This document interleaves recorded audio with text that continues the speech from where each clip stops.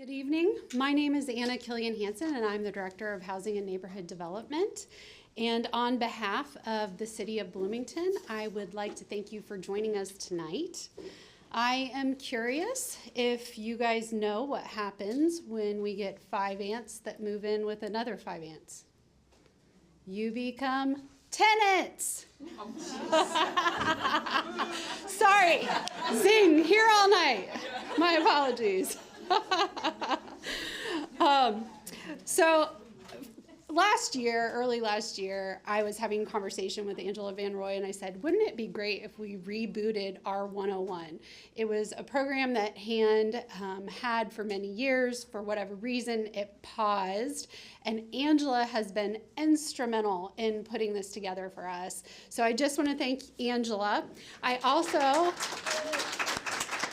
would like to thank all of the experts in the room that are going to present tonight.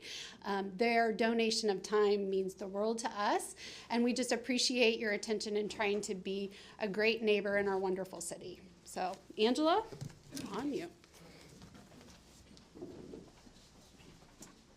All right.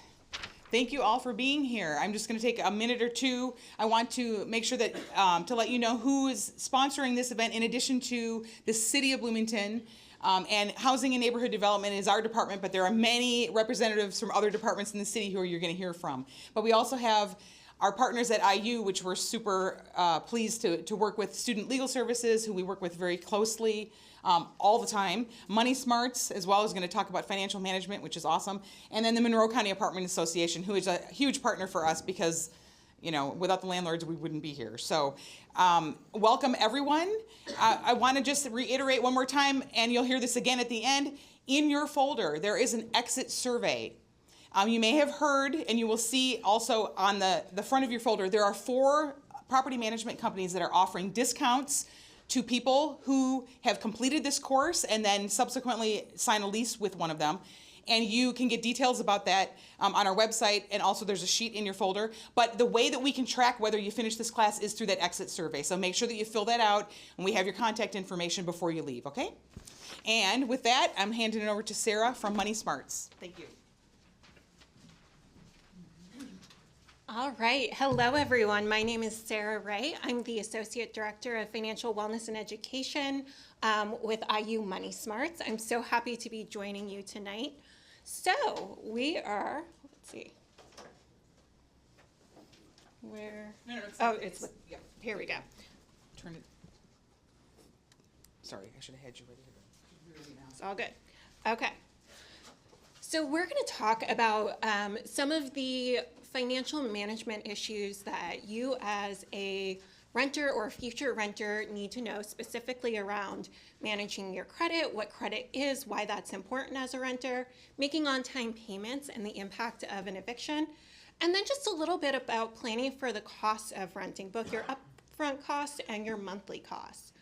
So to kick us into gear, we're going to talk about why credit is important as a renter. So has anyone heard of the term credit before?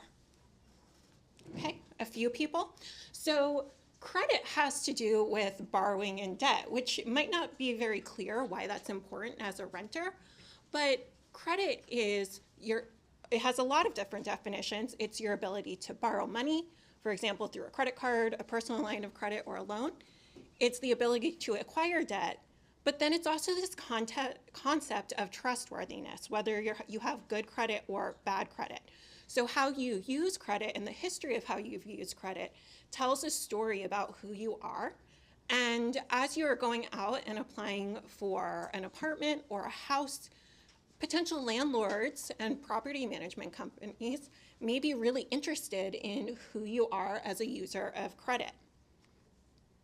So landlords might be checking your credit to see if you have a history of paying your rent on time or paying other bills on time.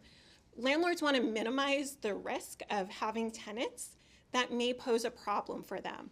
So seeing that you make on-time payments on your credit cards and your loans shows that you're trustworthy and can pay things on time. They might check your credit report, your credit score, or both.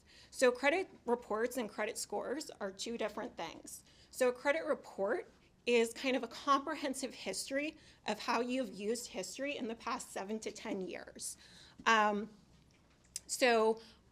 college students, this might resonate with you. Your credit report's like your transcript, right? Your transcript's like the whole history of how you've done in your classes, and it shows your grades. A credit report is kind of like that, versus a credit score is sort of like a GPA. It's a numerical representation of what's going on your credit report. So it's important to know that a landlord might potentially pull one or the other or both. Credit scores go from 300 to 850. The higher your credit score, the better your credit is, although once you kind of get above 690, 700, definitely above 750, that's considered good credit. And you don't have to have like an 800 or an 850 for you to have good to excellent credit. So that's really important to remember. Now, it's really important to know what's going on your credit report, and you can see that by looking at annualcreditreport.com. By federal law, you can pull your credit report from each of the 3 credit reporting agencies, which I'll show what those are on the next slide. But there's been an update to policy that you can now pull your credit reports once a week, where it used to be you could only pull those once a year. So you can really keep track of what's going on with your credit. Okay, so it's really important to monitor your credit, but also if there's anything on your credit report or you have a low credit score, there are ways to repair your credit. So the 3 credit reporting agencies that you need to know are Experian, Equifax, and TransUnion. Their credit reports look really similar, and often you're going to see a lot of the same information. So whether you are just monitoring your credit report or you need to do credit repair, it's a lot of the same steps. So you need to carefully review your credit reports on a regular basis with the 3 credit reporting agencies. Make sure that all of the identifying information, that all of the names on those credit reports are actually names that you've legally gone by, that all of those addresses are places you've actually lived, and that all just matches up. Monitoring your credit report is also a really good way to see if anyone's stolen your identity, which also becomes really problematic often for renters if they've had their identity stolen. So monitoring your credit is really important. Make sure that you recognize all of the accounts that are listed on your credit report and all of the information is accurate. You're going to see an area where anyone that's inquired about you as a creditor, there's a whole section for those inquiries. Make sure those are accurate. Examine collections and public records. And with each credit reporting agency, if anything looks incorrect, you can dispute that error, and they have a process for that that is pretty clear when you go ahead and you pull each credit report. Then from there, it's really important to make sure that you are paying your bills on time, that you're keeping debt paid down and your balances on your credit cards low. Low typically means that you are keeping those balances under 30% of your total line of credit. Under 10% is even better if possible. It can be tempting when you've had kind of a history of having some struggles with credit in the past to close credit cards or other lines of credit. We suggest not doing that because that can also impact your credit score. And you, in general, unless there's a really difficult creditor that you're dealing with, it's a good idea to keep your balances low, pay off credit cards, but keep those credit cards open so that you can extend out your credit history. And then make sure you're applying for credit sparingly. These are the general habits. Putting them into practice sometimes takes support. That's why our office exists. But this is generally how you monitor your credit, but also it's the same steps to repairing credit if you've had any difficulty with credit in the past. So for anyone, and we talk to a lot of students that have never used credit before, if you don't have a credit history, which you can also usually see whether or not you have a credit history by trying to pull your credit report, you may be told, hey, you need to ask us to mail you a credit report because we're not seeing anything here. That's usually an indication that you've never borrowed before. So if you don't have a credit history, we really encourage you to establish credit now. For example, by opening a credit card and using that wisely. For any students in the room, we do a lot of one-on-one sessions with you, kind of talking about how to open a credit card and how to manage that wisely. If you are a student, this might be the case, but for anyone that doesn't have a credit history, with a landlord, you might be asked to have a co-signer on your rental application or lease that has an established credit history. And in some cases, you can use various services that facilitate online rental and utility payments counting on your credit report. Some of those exist. Whether or not they're helpful can be questionable, but some people find them useful. But in general, it's important to start establishing yourself as a user of credit, but not an extensive user of debt. So let's talk about paying your rent and what makes you a good renter. So rent with a lot of landlords is due on the first or last business day of the month. That can vary, but that's what is fairly typical. Some landlords do give a 1 to 4 day grace period before late fees are charged. However, that may not be the case. If that is the case, that you will usually be detailed in your lease agreement. Most landlords don't accept partial payments when you're paying your rent. But a lot of landlords now do allow for automatic payments, which is great because that's an easy way to set it and forget it. I always use automatic payments to pay my rent. But the one caveat to that is you need to make sure that there's the right amount of money in your bank account on the day that your rent is due. Some landlords also accept credit card payments, but there's usually an additional fee for using a credit card to pay rent. So be really careful. You can easily rack up fees if you're using your credit card to pay rent. And then any late fees or repercussion for later missed payments will be listed in your lease agreement. So make sure that you know what those terms are. So we want to avoid having an eviction, either due to missing a lot of payments or for any other reasons.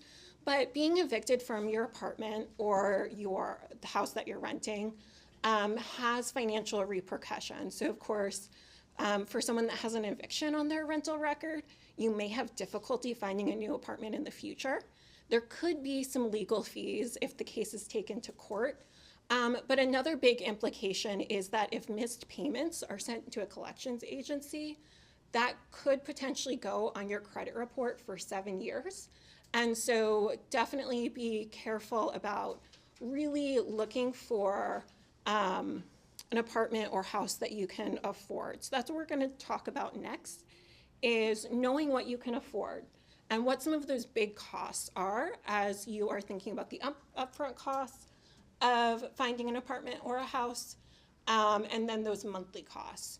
So we have the deposit, what you're going to pay upfront to secure that apartment or house, any moving costs, furniture and household items, that monthly rent, utilities, renter's insurance. If you have pets, there could be some fees to pay for that, and parking. So those upfront costs. Sometimes when you are going to apply for an apartment, of course, there are application fees to pay for each apartment or house that you're looking at renting. That does not necessarily secure you that apartment or house. That's just the fee to apply for renting. Those can range, I've seen cases of ranging kind of from $20 up to $50, even in some places where I've lived, $75. Then you have the security deposit. This is what you pay to secure the apartment or house, and then often that is also what the landlord's going to hold to help pay for any damage upon move out or any cleaning. You might have had the experience of, I really want to clean this apartment well so I can get my full security deposit back. So that's what this amount of money for. Amounts can vary drastically from landlord to landlord, but it's pretty typical to see an amount equal to 1 month's rent. But again, that amount can vary. Another type of deposit you might see is a pet deposit. So that's for any instances of a pet damaging the apartment. And I've seen that ranging from about $200 to $500 per pet. So in a rental, pets can be pretty costly, so that's something to be aware of. You, of course, have moving costs, so thinking about if you are going to do any of that labor yourself versus hiring movers. Do you have storage needs? I know a lot of college students will need to store some of their belongings over the summer until they can move to a new apartment or a house with roommates. So really something to be aware of. Of course, furniture, those are some other upfront costs. So a rule of thumb I want you to remember is that your monthly housing cost should equal no more than approximately 30% of your monthly income. Research has shown that this is an amount that people can be fairly comfortable with and still pay their other expenses. Once you start getting above 30%, it can start being hard to cover your other expenses and save for the future. So 30% is kind of a good range to keep yourself within. On those monthly costs, we see like monthly rent. One of the things I really recommend with looking for something you can afford is figuring out what are your non-negotiables. What are amenities that you really want, and what can you negotiate on? What are you okay with settling for? Like, maybe I'd really like hardwood, but I can go with carpet because this is a good price, this is location really matters to me, natural light really matters to me, having off-street parking really matters to me, or what can you settle for? So just an example, when I moved last year, I really wanted natural light. I could negotiate around parking, and I have on-street parking instead of off-street parking because I wanted to be in a certain price range. Utilities are something to be aware of. That can vary a lot in terms of where you're living. Sometimes landlords might cover some of those things in your rent. So for example, trash is covered in my rent, but electric and water are not. And then making sure that you have renter's insurance. It's fairly affordable, and I know Stacy's gonna talk about renter's insurance, but make sure you shop around for your renter's insurance. And see if you can bundle with another type of insurance like auto insurance that can help reduce that rate.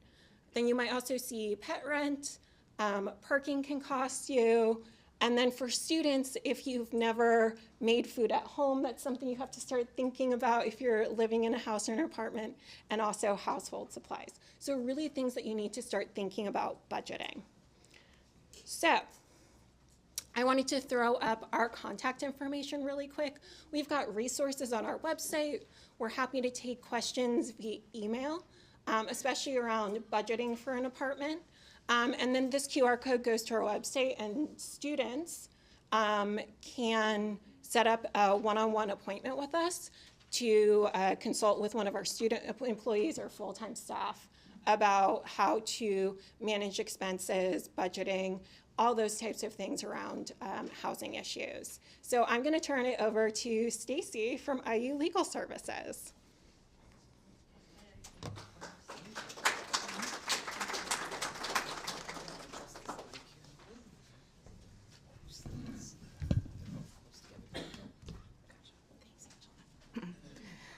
Hi, everybody. I think we're going to deal with questions at the end. So if you have questions during the various presentations, make a note of them if you really want to talk to somebody about them, and we'll try to get those at the end. My name is Stacy Williams. I am the Director of Student Legal Services here at IU Bloomington.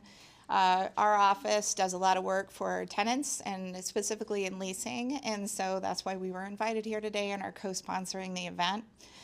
The goals for today are to provide information and practical tips to help you live successfully as a tenant in Bloomington and beyond. We want to help you avoid future issues with your landlords out there and to highlight some resources that are available to you. So our first tip is read your lease. We highly recommend that you look at that big complicated document and at least give it a shot.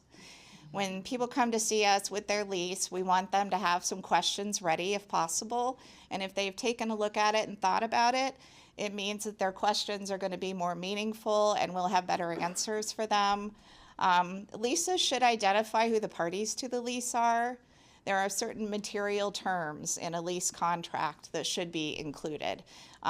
Parties to the lease, what property is being rented? Is it just part of a unit? So it's a by-the-room lease identified as a bedroom and a bathroom. So there's just one tenant signing, or is it we're renting this house located at 310 North Park Avenue? So look at that, make sure that you know who's a party to the lease, including all the tenants, if there are multiple tenants, what the property is, and what's the price. What's the rent going to be? What other fees are included in that contract? And if the terms aren't clear, ask the landlord, the leasing agent, the person you're talking to first. And we will go over those types of questions with you as well if you're a student. A lease is a binding contract as soon as you sign it in Indiana. There is no rescission period. There's no right to cancel. Some jurisdictions have like a 72-hour rescission period where either party can back out of that agreement. That is not a law in Indiana. If you're a student, we'll sit down and go over your lease with you and do this lease analysis. If you're not a student, there are legal services programs where you might be able to sit down with an attorney pro bono, like Indiana Legal Services D10. There are some tenant support resources up in Indy as well. So the theme of my presentation, I'm going to move pretty quickly through these slides, is prepare and protect yourself as a tenant, because Indiana doesn't provide much resource when things go wrong. This is not an anti-landlord statement. It's the law in Indiana doesn't benefit tenants very much statement. Do your research. Check the property's hand file. We have great representation. Hand is the one who initiated this program. They provide a lot of important services to the community for tenants and landlords. One of the best programs they have is their inspection program. Rental properties are all registered with the city of Bloomington, and Hand's going to go over this with you. But as a tenant, you can contact Hand if you are having problems with the landlord not responding to issues you're having, and they may be able to come out and do a complete inspection for you and notify the landlord of any code violations within the city that they need to fix. Also, we recommend that you see the unit in person. Don't just look at a picture, trust a leasing agent's word that, no, your unit's going to look exactly like this spec unit that's never been lived in.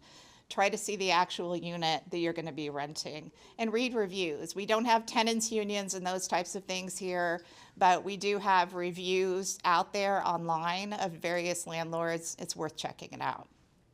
Vet your roommates.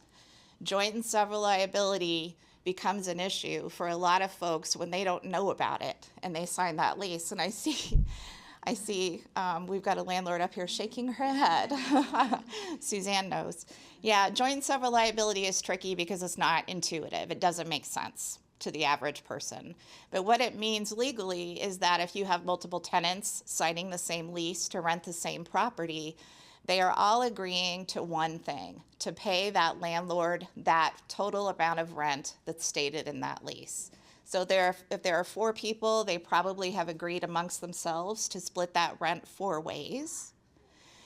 But what the landlord's ability to do under that lease contract they signed is to collect full rent from any one of those tenants, if that's the situation they find themselves in. If 3 tenants leave and can't be found to collect against, the one remaining tenant is still responsible for that full amount of rent. So that's joint and several liability. It also applies to damages to the rental unit that your roommates might do. It's all joint and several. So it makes sense to pick your roommates carefully. You want people who are going to be responsible and live up to their contract obligations. Discuss those expectations with potential roommates openly before you move in. Make sure everybody you're living with understands joint and several liability, or at least they've been told about it. Landlords don't typically help with roommate disputes. It's really not their responsibility to settle any kind of issue between you and your roommates, and that includes payment disputes. And your lease is binding even if you and your roommates aren't getting along or if someone skips out on rent. Communication is key. This is true across the board in any kind of contract relationship. Leasing contracts are lengthy, they're expensive, it's your shelter, and so it's important to make an effort to communicate. We recommend that everybody put everything in writing with their landlord. It's a good idea to make sure that you have a record of any complaints while you're living there. Notify your landlord in writing if you have habitability problems, if you have any issues with your rental unit. That creates a record that you notified the landlord, and if it's something they're responsible for, then legally they are put on notice and they need a chance to fix it. If they don't fix it, then maybe you've got hand to reach out to. But communicate everything in writing, create that record, report issues promptly as soon as they occur. Because when you have a problem with the structure, it typically doesn't get better through neglect. Let the landlord know, give them a chance to fix it. Okay, sorry, talking as fast as I can. Schedule a complaint inspection. If the landlord fails or refuses to fix a problem after notice, Bloomington Housing and Neighborhood Development will do a complaint inspection for the occupants, what I mentioned earlier. The owner or the landlord, maybe the leasing agency, will be notified of any violations by the hand office. Do a move-in inspection. We highly encourage everybody to slow down and do the most detailed move-in inspection you can. It's one of the best ways that you have as a tenant to create a record of the condition of the rental unit when you move in to avoid move-out charges at the end. So create a good, clear record. If anything's not perfect, if you see any defects in the structure that you're about to move into, take pictures of them. Hold on to those pictures. Keep that record so that it's clear at the end, clear at the end of the lease to everybody that those damages existed when you moved in. So the tenant it'll be clear to the landlord that they're not supposed to charge you for those damages when you move out.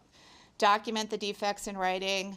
If the landlord doesn't schedule a move-in inspection with you, do it alone. You can still write down all the defects, still take those pictures. Understand utilities. Sarah did a good job of talking about the utilities and what we look at here in our community. Some utilities may be included in the base rent amount by your landlord. Some utilities are going to be charged according to the number of units in the building. There are all different kinds of setups people have in Bloomington. If you're not clear what the lease is saying about the utilities, ask. Just know that Student Legal Services can help you. If you want to take that agreement to an attorney, we can help you work through that. But generally, again, communicate with your landlord, your prospective landlord, about any questions you have. Get insurance. And this is not individual liability insurance. More and more landlords now require tenants to have liability insurance. That doesn't cover your property. The landlord's, homeowners, or the insurance they have on that structure, the rental property, is not going to cover your personal property as a tenant under almost any conditions. There may be certain rare exceptions to that, but you want to make sure you have your own coverage. And as Sarah explained, it's cheap. Renter's insurance is very inexpensive. If you have parents who have an umbrella policy of insurance, you might be able to get coverage through that. Or you can go to a local agency here in town and take out a renter's insurance policy for very little per year. It's worth having that coverage. A landlord can't change the lease unilaterally. This is important to know. In the last couple of years, we have had some landlords who have just been very bold in their attempts to change lease terms and in order to effect renovations in their buildings for the most part. Yep, people know about this in this room who've been in this community. A lot of that has happened to our student clients, has happened to other tenants in the community. Just know that if your landlord says, nope, your lease ends now on May 7th, when you're looking at your lease and it says, no, it looks to me like it ends on July 25th, what's going on? They can't just do that. They have to give you notice, they have to work through it. And so if a landlord tries to change any of the terms of their agreement without giving you at least 30 days notice, and working through that with you, you should talk to somebody about it. You don't want to find yourself in a position where you refuse to pay and then they try to assert that you've breached the lease. Just try to work through it if they make those attempts, but legally, it's really not allowed. Thermostat control. We've seen a lot of these cases this year, and so I wanted to include this in this very speedy presentation about leasing. It's your responsibility as the occupant of a rental unit to winterize that unit. And what that means is make sure that if you are away from your unit during the cold months, even if that's for a day or two, make sure that the thermostat is at least set at 60 degrees. We recommend that you leave cabinet doors open if they're behind cabinets in your kitchen and bathrooms. Open up those cabinet doors if you can to allow the warm air in the unit to reach those pipes, especially on exterior rooms that are closest to the outside. We do have burst pipe cases every January when our student clients have left for the break. We get this cold snap, which we always do this time of year. Just be careful that you winterize, talk to your roommates about it. There's information on Student Legal Services website that anybody can look at about winterizing, so we recommend that you take a look. Prepare for the move-out date. Clean thoroughly. Landlords, by case law in Indiana, can charge you for a dirty unit when you leave it dirty when you move out. And that's true even if it was dirty when you moved in. So clean. Just clean your unit. It's the responsible thing to do. Remove all of your belongings. You'll get charged for the landlord having to remove those. Document the condition of your unit before you move out. If it's sparkly clean, take pictures of the sparkle. Just create that record for yourself. Do a joint move-out inspection or alone if your landlord doesn't schedule that with you, and provide a forwarding address in writing. You need to provide that forwarding address because there's a law in Indiana that actually requires landlords to account for what they did with your security deposit. If you don't pay a security deposit, this doesn't apply. But if you did pay a security deposit, you need to, when you vacate the property, leave your forwarding address in writing. You can send an email, you can even send a text. As long as there's a written record of that forwarding address, the landlord then has 45 days to return any net deposit after they deduct from the deposit. Deductions are supposed to be for damages beyond ordinary wear and tear. The landlord can also be responsible for attorney fees and other costs if they violate this law. Take care of pets and ESAs. The point I want to make here is don't have a pet in your unit illegally. It puts that pet in a difficult position, and it puts you in a difficult position, and having to adjust to the landlord's no pet policies.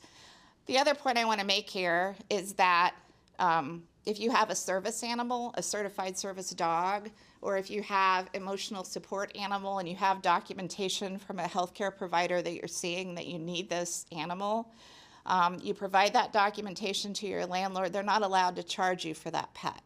They're not considered legally to be the same as a pet, and they can't charge you pet fees and such.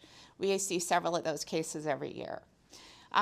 If you need to sublet, if you have to be away from your unit, a lot of students find themselves in this situation when they're leaving for the summer, but they're in leases through August. Make sure that you know what to do with your unit. Can you sublet it? Look at your lease to see what the sublease provision is. Is there an assignment provision? Are there fees that go with that? Generally there are.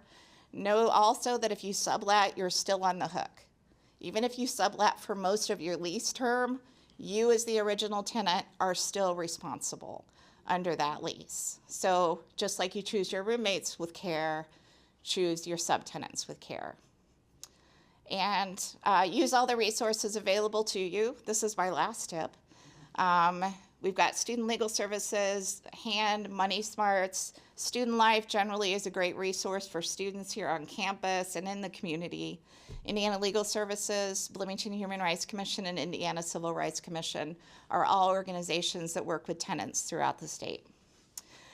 Just a note about us, we're a fee-funded program. We get just over $10 from each student each semester. That's our exclusive funding source. We help with everything we talked about today. We also do some other areas of practice that are included in this slide. There's our website. If you're a student, you want to come and see us, bring your lease for us to look over. Go to our website to schedule an appointment. We do virtual and in-person appointments. So thank you very much. That's all I have. Next up is Suzanne from the Monroe County Apartment Association. Okay, so I'm here to represent landlords and tell you a little bit about the landlord's point of view on leasing. I am currently the executive director of the Monroe County Apartment Association, and the Apartment Association was founded in the 1960s here in Monroe County when IU had a shortage of housing. And they reached out to local landlords and said, hey, we need some help.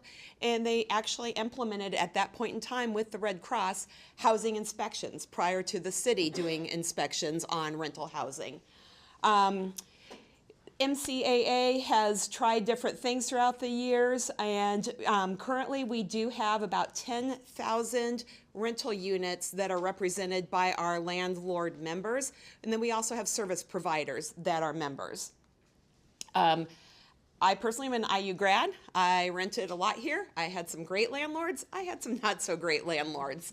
My favorite one was the year that I had no heat over semester break because I had stayed here to work, and the thermostat was on the other side of the property because it was a duplex, and the other tenant had control of that thermostat. So I spent all semester break freezing. I don't know why I didn't call my landlord. I've had 25 years of property management experience, Chicago, Bloomington, Michigan, Wisconsin, Bloomington again. I'm a licensed real estate broker. My program here at IU is I combined the schools of Kelly and Jacobs before they had an arts administration degree and did the individualized major program. That's why I'm in real estate. Let's see here. This year, actually last year I founded my own property management company, but it is only for owner associations. I am no longer a residential landlord, and I'm enjoying that. What do landlords want? Really simple. Just be responsible. It's just that simple. We want to know that you have a way to pay rent and that you're going to pay it on time, that you're going to take care of the property, clean it every so often. Just like you can call a landlord or you can call HAND on a landlord because maybe they haven't done maintenance, we as a property manager can call HAND on you because we have had incidents where people are just not taking care of the unit. Maybe they've let their toilet overflow and they haven't addressed it. So yes, you can have an inspection by HAND as a resident, as a tenant. Report maintenance issues, and then understand your lease. We've gone through that now the last couple of speakers, but it is so important because that is your guideline for the next probably 12 months of your life on how you're going to live in that property where you're paying your rent. So yes, you are supposed to read your lease before you sign it. It does vary by on the application. Ask for your lease before you even apply.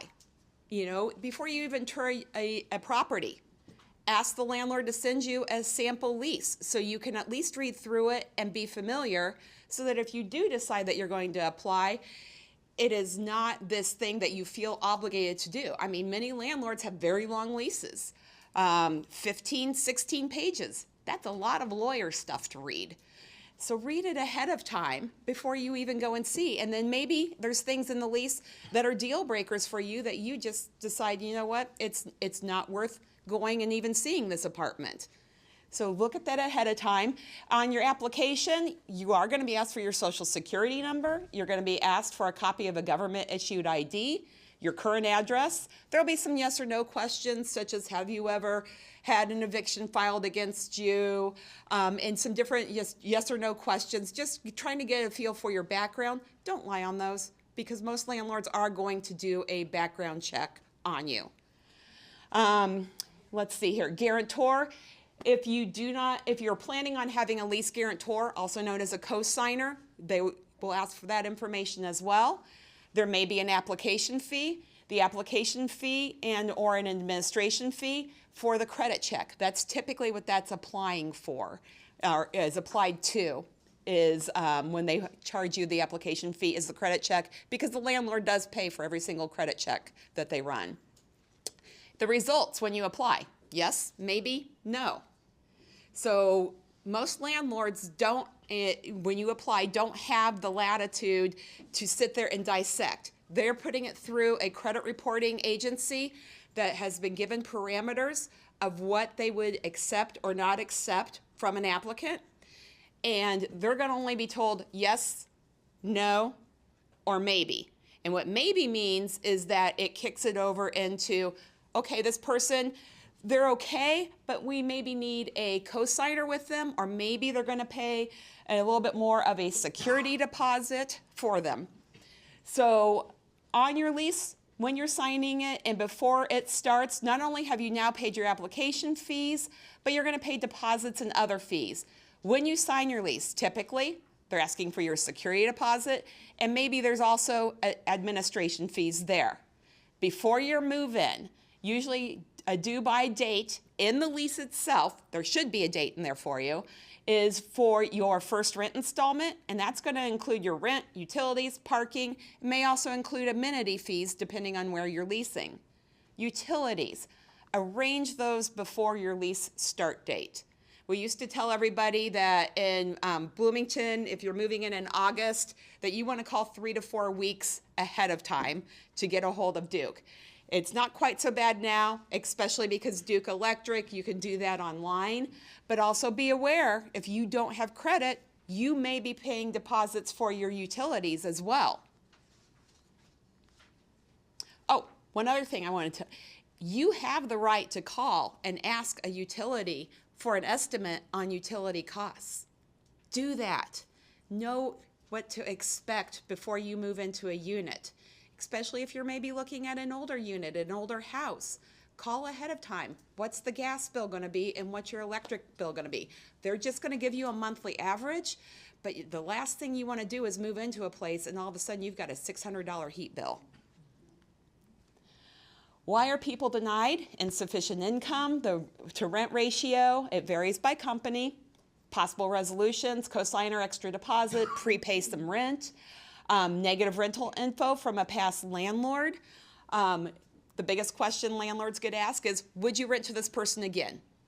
And we just write yes or no, and so just know that, when you walk away from a landlord, maybe you didn't have the best experience, but don't trash the place, because that landlord may have to give an opinion on you or facts on you to a potential new landlord. Know the pet policies and pet screening. Lack of previous rental history could also be why you are denied. Pet policies, maybe there's a max number or a size that the pet, or maybe it is no pets. Looking for a rental, apartment versus a house. Apartments, obviously multiple units in a structure, shared walls, may have amenities, may have required amenity fees. Apartment buildings may have a secured entry, security cameras. Landlord may pay some utilities, such as internet or trash. Parking may be limited and have a fee. Most places, when they are built, especially a lot of the newer ones, don't have a lot of parking. And parking in Bloomington is not cheap. So make sure that you are prepared for that. House, single structure, no amenities usually. Typically, residents are going to pay all utilities on a house. When I was in college, my friends and I thought this is going to be awesome. We're going to rent a house, and they were all in a band, and then we started getting those utility bills. And wait a minute, we're supposed to mow the lawn too and take care of our snow. We had to go steal a lawnmower from one of our parents. Parking maybe on site or on the street, and do you need a city permit with the house? These are all things to look at and just consider before you say, yes, this is definitely where I want to live. They asked me to talk about looking for a rental on location. If you're a student, where are your classes? Are you walking, driving to campus or work? And just know campus periphery, the zone, Kirkwood. That seems to be a lot of people, their senior year, if they're a student, that's the most expensive, and, to live around the campus periphery, downtown, campus edges, outskirts, the further you get away from campus, the more affordable it is going to become. Joint and several lease clause, talked about this a little bit, joint and several. It's pretty popular with landlords to have a joint and several lease. You are responsible, as we talked about, for the whole thing. Your roommates don't pay rent, and that's a $4,000 per month. You're going to get a bill for $4,000 because your roommates all skipped out on you. You have recourse. You're going to go see Student Legal Services or legal aid about that, but meanwhile, you're going to get those bills from your landlord. Example, your roommate and their lease guarantor do not pay the rent. You're responsible. Make sure you find reliable roommates. Individual leases, so rent by the room, whether it's a rooming house, something else, you still may be liable for the common area. Maybe you've rented an apartment and everybody has an individual lease on the individual bedrooms. There's that common area, and it could be that if it's a 4-bedroom that you're going to get charged 25% of the damage in that common area. So again, just know what is possible. Renting, the reality. It's even homeowners. Accidents happen. I think, my favorite that I've always told, our maintenance crews and everything, and residents is fire, flood, blood. Those are the things we really want to know about, fire, flood, blood. But anytime anything is broken, let your landlord know, because it's not going to get better. Duct tape does not repair your broken plumbing. Garbage disposals cannot handle certain things. Or know how to reset your garbage disposal. Know how to use the little Allen wrench and torque it a little bit underneath. Even pasta can be a challenge for garbage disposals at times. But call maintenance, if you have something broken. The last thing that, it's always such a bad thing to have to send a resident a bill after they move out, because maybe something happened, and if you told the landlord while you were living there, the landlord would be like, okay, we'll take care of it. We'll give you the benefit of the doubt because you're there to plead your case. Versus you move out and blinds are broken or something, you're going to get billed for those. Where if you just say, hey, landlord, I pulled the blinds, they fell down. So, you are an adult. You're signing a binding contract. You're obligated, so know what's required. Moving in and out is hard and stressful and all, including property managers as well as residents, parents, and any friends you've recruited to help move you. Landlords and managers are human and make mistakes. Please try not to yell at them. Know how to plunge a toilet. Know what a garbage disposal will and will not dispose of. Know how to operate a thermostat. Some of my favorite calls are when somebody says, I have no heat, and we walk in and they've got the thermostat set at 80, but it's set to cool. They forgot to turn it to heat. Don't ever use liquid dish soap in a dishwasher, personal experience. Change your own light bulbs, take out your trash on a regular basis. Just keep your rental clean and report maintenance. And if you made a wrong landlord choice, it'll be over sooner than you think, but you also have resources. Thank you.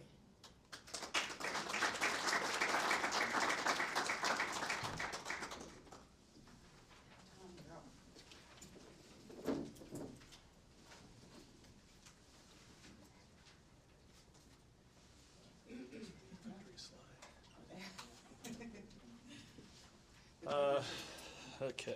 Hi, my name is Tom Fagola. I work for the City of Bloomington Fire Department. and I'm the fire prevention officer, so I get to talk to as many people in the community as possible, from little kids, to IU students, to our businesses in town about fire safety, fire prevention, evacuation plans, and stuff like that. So we'll talk about fire safety and some of the responsibilities that you guys have and some of the responsibilities that landlords have too as well. So we got big fires start small. A fire is double in size every 30 seconds. So think about the trash can that's this big right here. 30 seconds later, fire is going to be this big, right? So that's another 30 seconds. Now your whole kitchen is on fire, your whole bathroom is on fire, and that's just a matter of a minute, minute and a half, okay? You have less than 3 minutes to escape a house fire now.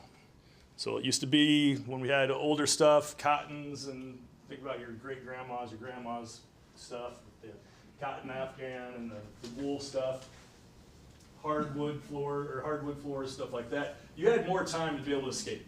Now with everything we have in your house, it's all made out of plastics, right? Everything that we're sitting on right here is kind of what you have in your house. What's plastic made out of? Petroleum, yep. So when that burns, it burns black smoke, and it's hot, and it burns fast. So that trash can is melted down to the ground into a puddle. Your carpet is on fire. It's slowly moved down underneath the cabinet. Now your cabinets are on fire. I'm a fire investigator as well, so I get to see how this develops and how it happens all the time. So since fire happens so fast, and you only have 3 minutes at the most to get out of your house, you have to have a plan. You have to have an evacuation plan. You have to have this evacuation plan that's familiar with yourself and your roommates, any guests that are over. Okay, and a big part of that is to know 2 ways out. Every room, every house, every apartment has 2 ways out. You got your door, you got your windows. A lot of houses you can just kick through the walls to get out. And that goes, 2 ways out goes for everything, right? So no matter where you guys are going, no matter what, think about the theater, which way's out? Okay, you go to the bar, how many ways out are there to get out? Okay, which is the fastest way to get out? A little later today, I'm going to the Bluebird. You guys been to the Bluebird? Most of us, yeah? So, you guys know where all the exits are? No, right? So there are some exits over by the stage where the band goes and changes. There's an exit that way. Okay? There's another one in the back corner. It's still, you're facing the stage, you got the exit to your back, there's a bar on your right. It's usually the place where there's no one there and you can dance around. Okay? No 2 ways out or more every place you guys go to. Okay? Have working smoke alarms. Close your bedroom doors when you sleep. Close your bedroom doors when you leave. Okay? First responsibility, when you have a fire, when the smoke alarm is get out. 2 ways out of every room. Have a single meeting place outside. That way everybody knows where to go. Everybody's held accountable. When you guys have kids, later on, have them do this too, right? Do a fire drill. If they go out the back door, you go out the front door. Make sure everybody knows to go out front, right? And then you call 911 once you're outside. Get out, stay out, and never go back in for any belongings. So we've had people that got hurt or worse from going back into their house when it doesn't look like that bad from the outside, but it only takes a little bit of time for that black smoke to be down to the ground, disoriented, unconscious. So there's the door. It was closed when the fire happened. This is why we tell people, before you open that door, feel the doorknob with the back of your hand. Okay? It's metal, conducts heat. You'll feel that right away. Back of your hand, because you want to protect the palm of your hand, because that's what you're going to use to open doors, open windows, crawl on the ground if you need to. Okay? So this is why we close our doors. Now this is a picture of an experiment that's been done several times, but NFPA did this.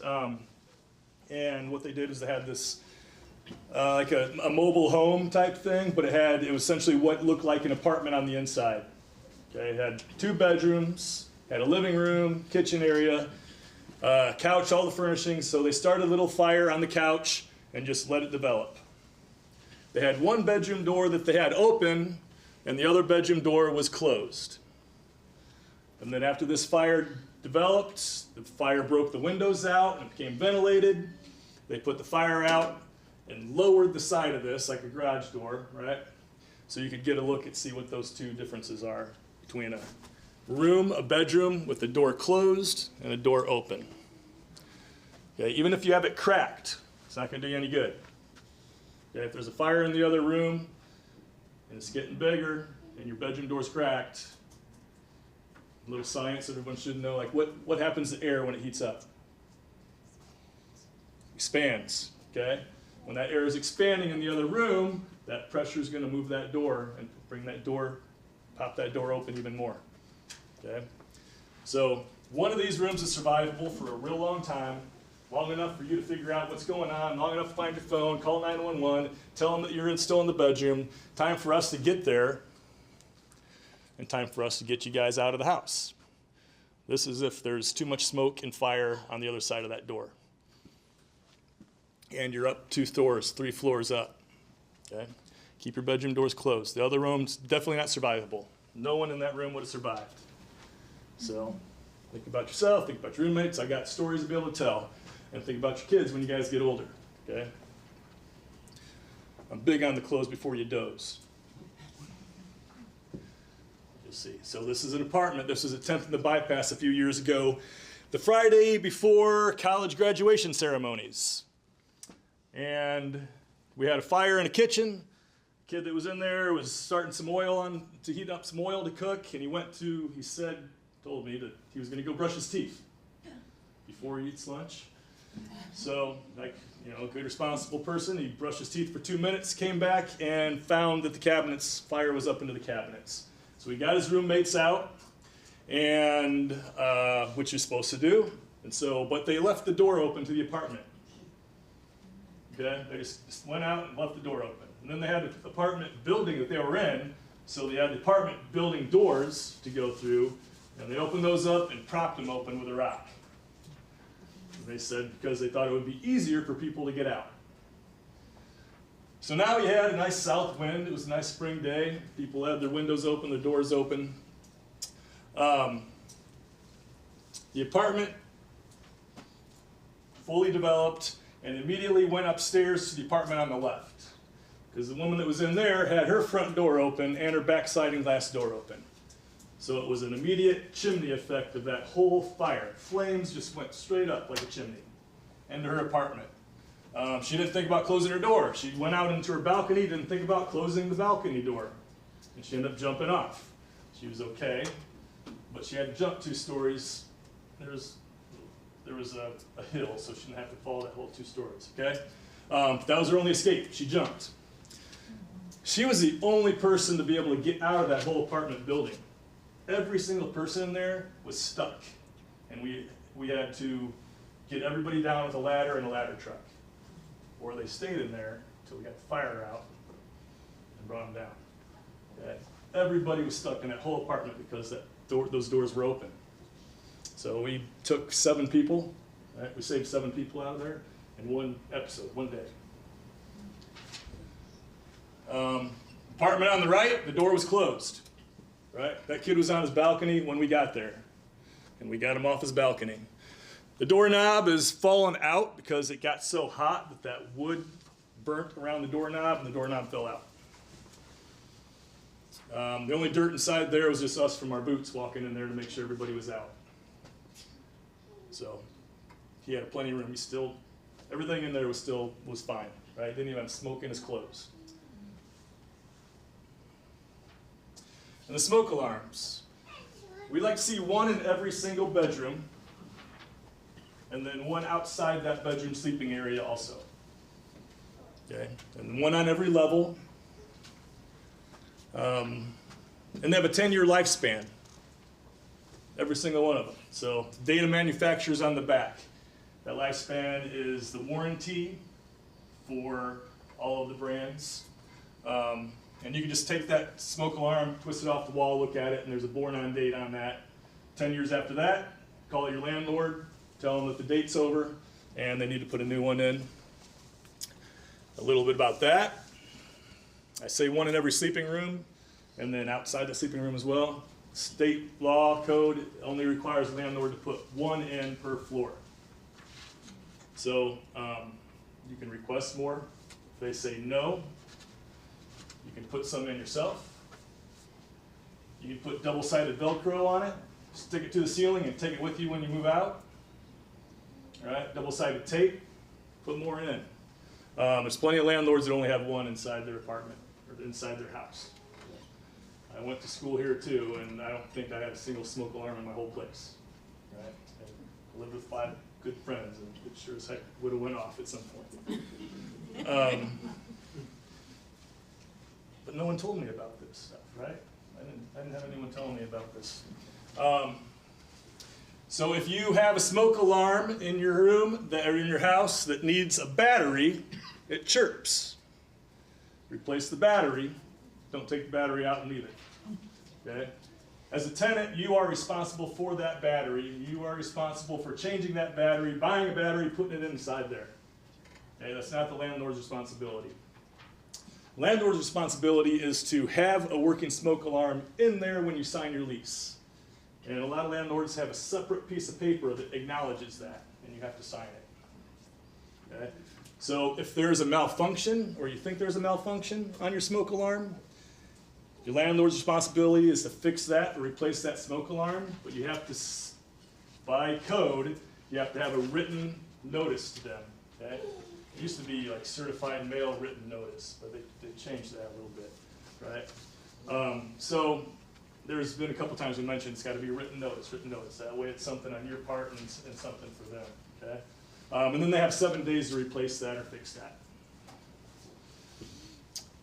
So again, put more in. Fire department puts them in for you too. Doesn't matter if it's a rental or not. We're not going to say, oh, it's your landlord's responsibility. Right? And we've come down with hand on some landlords in town. There's some really bad landlords, right? So I think we've got a handle on that for sure. But we're still, there's still room for improvement on putting some more smoke alarms in there. The 10-year lifespan, tell your parents too, right? How old's the house and when's the last time those were replaced? So replace the batteries twice a year. Your responsibility also as a tenant by code, by Indiana State Code, is that you have to test those and replace those batteries, or test them twice a year, so every 6 months, okay? But you should be testing that every month. Press that smoke alarm button to test it, make sure it works. The smoke alarm actually on the smoke alarm says test weekly, okay? But we say test monthly. Metal connecting the positive and negative side of that 9-volt battery will start a fire. So those 9-volt batteries, put a piece of tape over them before you throw them in the recycling. Okay? So that's steel wool. Put steel wool on top of the positive and negative of a 9-volt battery. It's going to start a fire.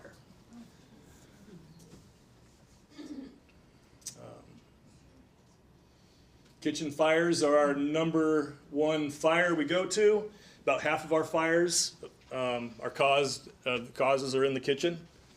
That's nationally average as well. I could have 3 fires that come across my text on my phone. They could all be fires in the kitchen, okay? Small or big. 1 in 8 households will have a cooking fire each year. And the leading cause of kitchen fire is unattended or distracted cooking. Okay? And we're all distracted. Okay? We've got so many things to keep us, we know what those distractions are. So when you're in the kitchen, when you're cooking, stay in the kitchen. Make sure you stay there in the house. Set a timer. Don't leave. Stay conscious. That's a big one.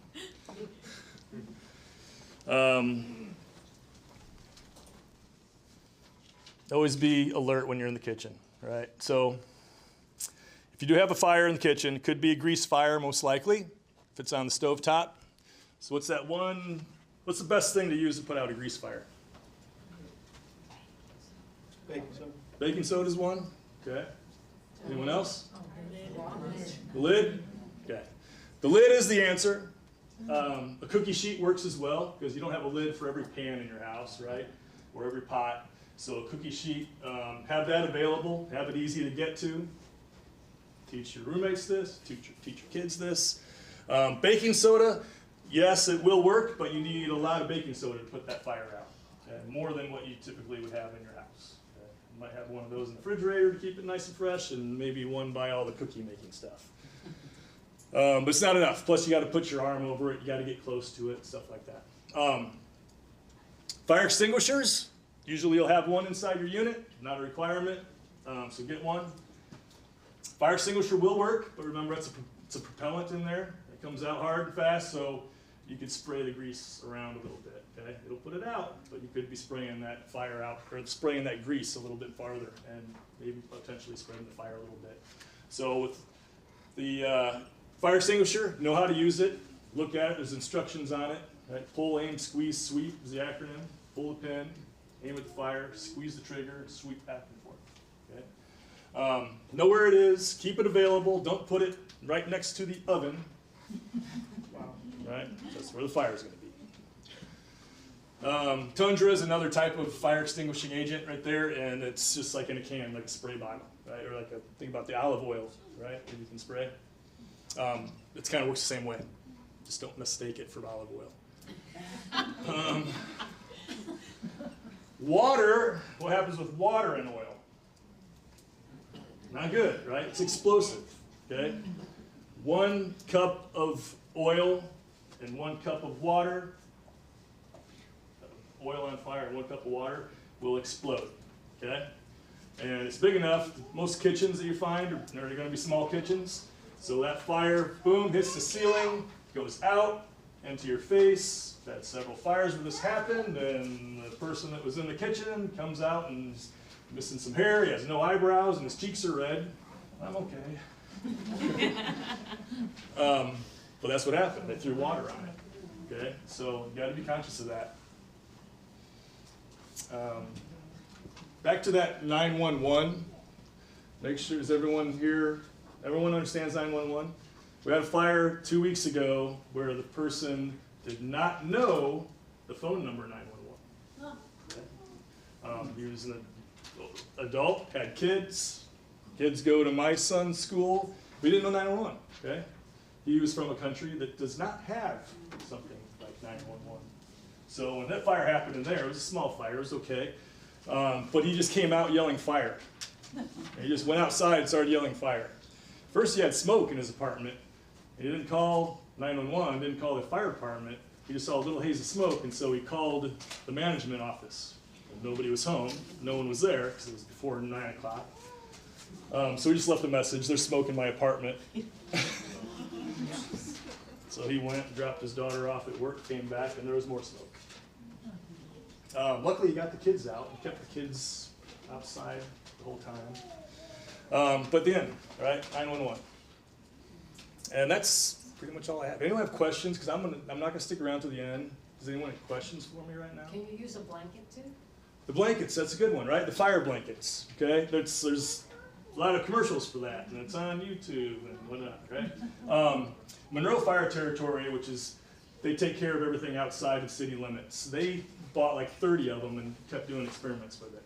And I've seen some like videos of it. They have their place, but it's not the end-all be-all. They can be compromised easily by heat, so you'll get a hole in it if you put it right onto a big hot fire, and then it just starts to disintegrate. You also have to put your body close to the fire, and some people will lift it up this high, and now they can't see where the fire is, or they're protecting themselves, and they throw it over, and then they throw it over the fire, and then the fire just gets pushed over into them. Okay? I had one fire that I did an investigation for, and I got a picture of it too. So he put a fire blanket over his kitchen fire, and then he got out. He said he's got the, I put the fire blanket over that, and there was a fire blanket case, that red case that was that you see on the commercials. I found that, but I could not find the fire blanket until I got through everything, looking around, and then I found it. And it looked like a giant ball of aluminum foil. It was this big. Okay? Nothing. That's what it turned into.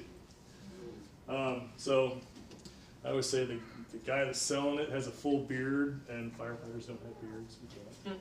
Right? He's wearing this bright yellow shirt, and doesn't seem like a firefighter. He's an actor. But yeah, they do have their part. They do work. I just don't, this is one thing, right? Have a fire extinguisher, and they rely on that. And then when in doubt, don't even mess with fire extinguisher. Just go out and call 911. And I will say for the third person or fourth person, maybe get renter's insurance, okay? And farther than liability. If there's a fire that's in your apartment, you're going to lose a lot of stuff, everything. Even the smoke will ruin everything, okay?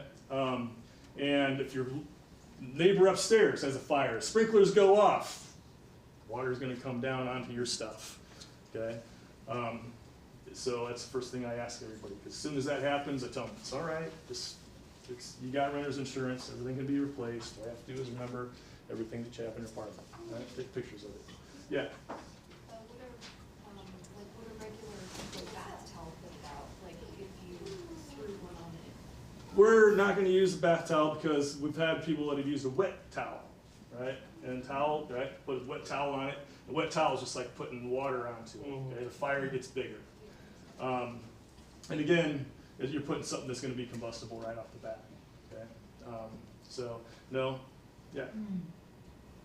Carbon monoxide detectors. Are they something you recommend having, and if so, like in what locations? Yeah, one per floor, and then if you don't have anything gas in your whole apartment, if everything's electric, you don't need one. And if you don't have an attached garage, you don't need one because there's nothing in there that's going to produce carbon monoxide if it's all electric.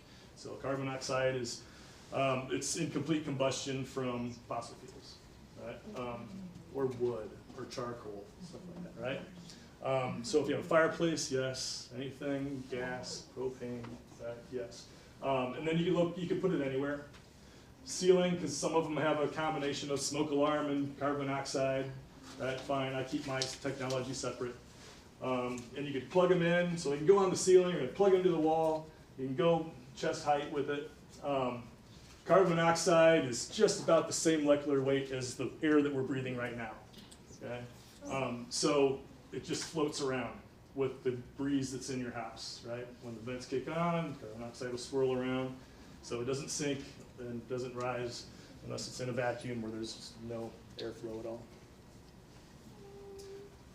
And they have a 5-year lifespan usually.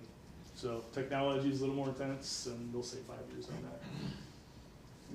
All right, I think we need to. Yeah, we need to move on. Yeah, we Someone do. else. Sorry. I've got my information for Yeah, contact, go to the right? next slide. There. There I am. All right. So I do emails all day long, I feel like. So I'll answer yours not right away. I'll get to it. Yeah.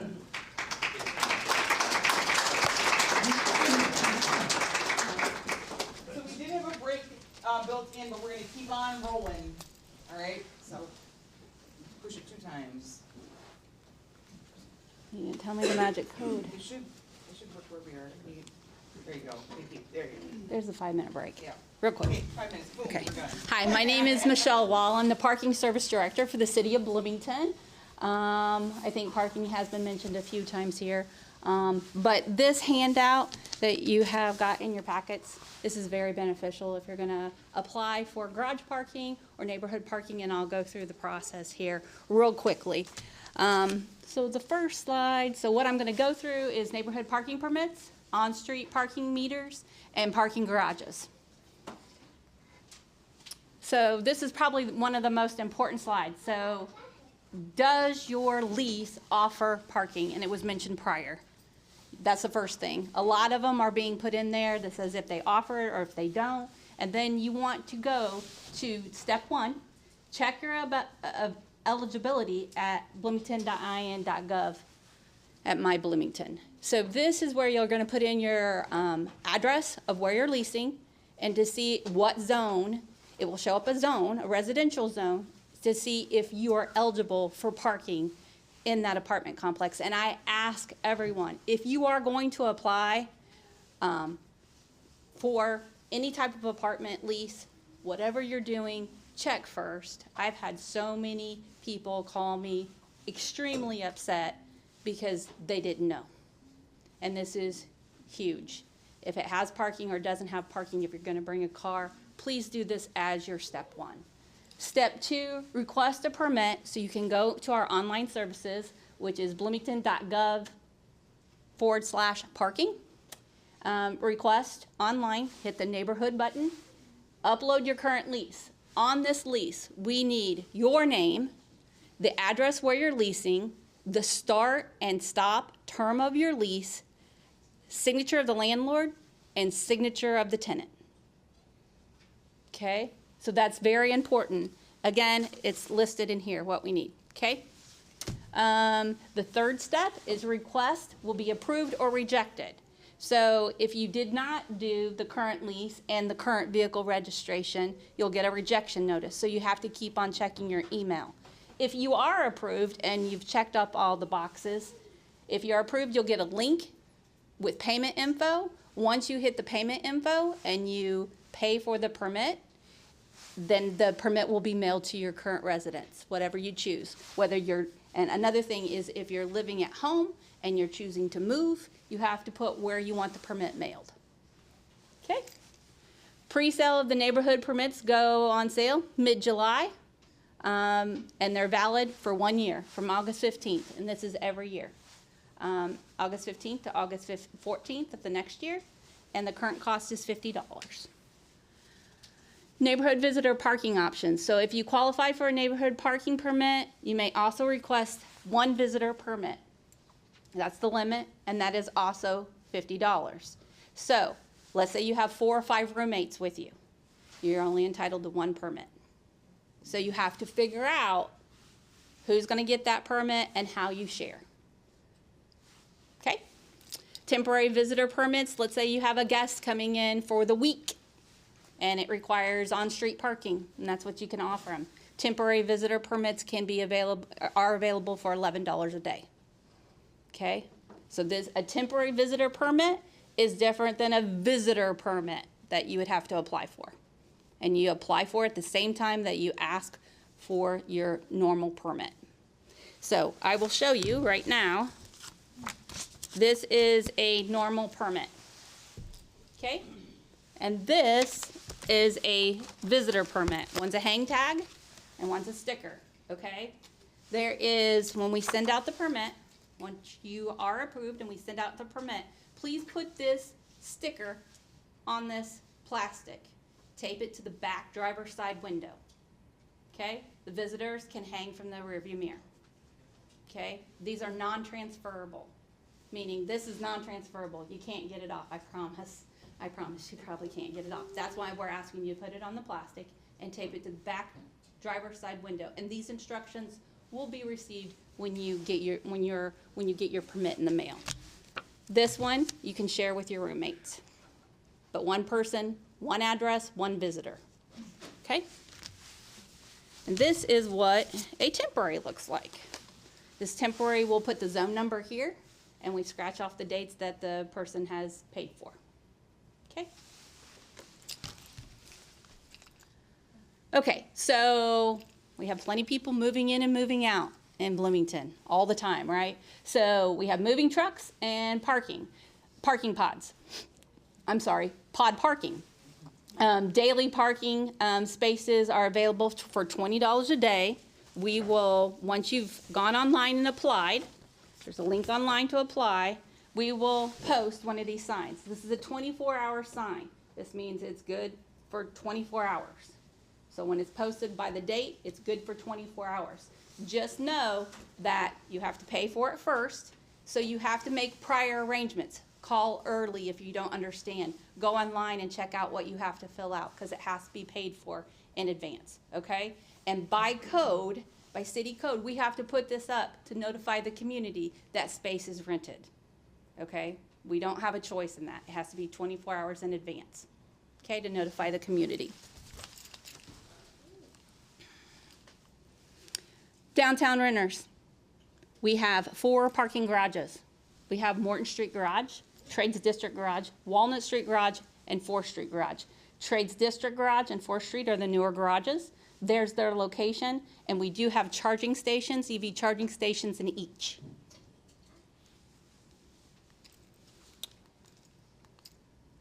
If you want to park in one of our garages, you can apply online. Currently, it's $62 for a 12-hour pass. That's a 12-hour banded time, $116 for 24/7. Apply for a garage permit on our services website. This is what you get. When you do that, you can apply online. When we're really busy and it's our peak season, we mail you the card. If not, we establish times on our website where you can come pick up the garage access card. This garage access card is you tap the target on the entry and you tap it when you leave, and you have to use it in sync. Okay? So downtown renters, visitor parking options. City parking garages are 50 cents an hour. Yep, they're cheap. Somebody said we were expensive, but this is cheap. Surface parking lots or on-street parking, meters are $1 an hour. We have several ways to pay. You can use coin, you can use debit, credit card, and you can use Park Mobile, pay by phone. There are service charges when you use a credit card or Park Mobile. There's a small convenience fee. Downtown moving trucks or pods. If you want to do this, you rent a metered space for $20 a day, just like you would do in a neighborhood. You request the space online. We post the sign so nobody takes your spot, and we have to have 24-hour notice. Parking citations. Okay, I'm gonna try to be humorous here. How many people have gotten one of these? Oh, sorry about that. Parking, these citations have to be paid within 14 days or appealed. Appeals go to the clerk's office. That is in City Hall. It's a separate department. And if they don't get appealed or paid in time, they do escalate, often double. Okay? This is where we're located. I don't know if you know our new location. We're at 206 South Walnut Street. A lot of people don't know. We moved to the underneath the 4th Street parking garage. That's where our offices are. And my card is back there. Again, I'm Michelle Wall. I'm the parking service director. I have with me here Charlene Lawson. She's an enforcement team leader. And if you need anything, pick up my card, give us a call. Parking can't be free, but it will be friendly. Okay? Have a good night, guys.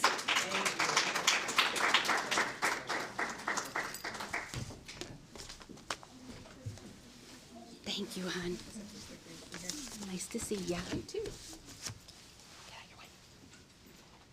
Hit it already.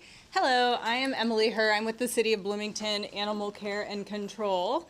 A lot of renters have pets in Bloomington, and we love our student population. Each year they give us a new crop of adopters. And despite popular belief, students do make excellent pet parents. Most of us do consider our pets family. So when you are looking at rentals, we do encourage you to find a place that will allow you all of your family. So allow yourself adequate time to find pet-friendly housing that will meet your needs. I feel like we've said this a lot, to read your agreements, understand your pet policy. There are often weight limits, breed restrictions. There are numbers of pets you're allowed to have. Please be honest with your landlords. Please do not try to hide pets. We often, every day actually, receive animals into our facility because owners have lied to their landlords, and their landlords say, nope, you can't have that dog or you can't have that cat. So it puts further strain on our resources as well. So I'm going to give you some tips on how you can be a good neighbor, a good tenant, and a good pet owner. Maybe. There we go. So being a responsible pet owner is also being a responsible tenant.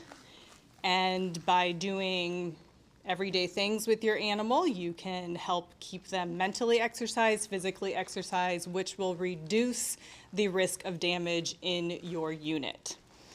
Please do take into consideration the size of the unit you are renting and the type of animal you are going to house there.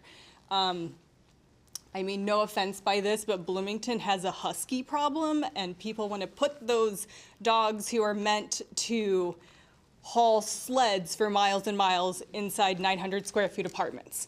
And that is, you can use your imagination. It doesn't work out well for anyone. So consider the type of animal that will thrive in your environment. Crate training is a great resource to use, especially if you have a dog. We don't recommend crate training your cat. They would hate you.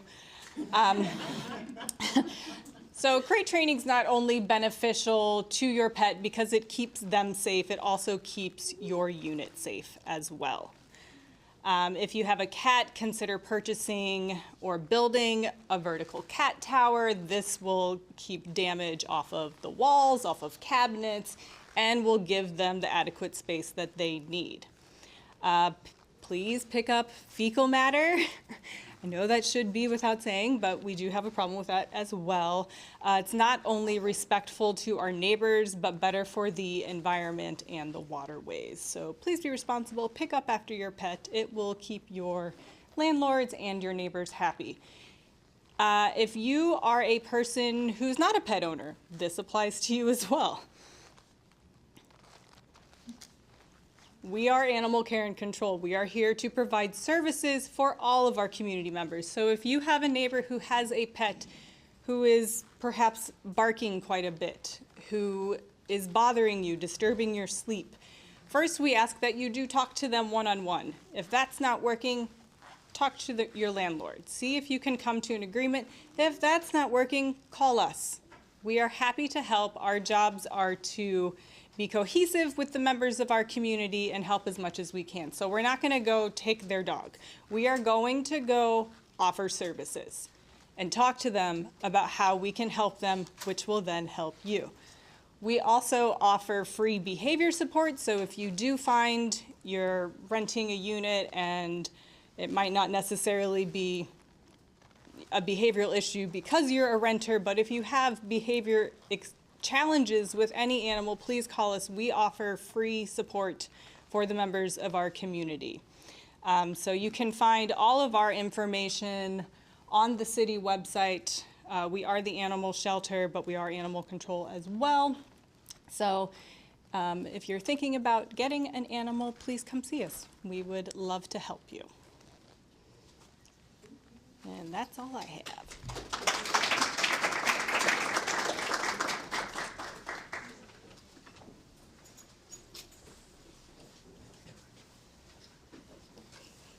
Man, this is a lot. You have to be so responsible. I am not going to make it better either. I'm Joe Stong. I'm one of the rental inspectors and neighborhood compliance officers for housing and neighborhood development.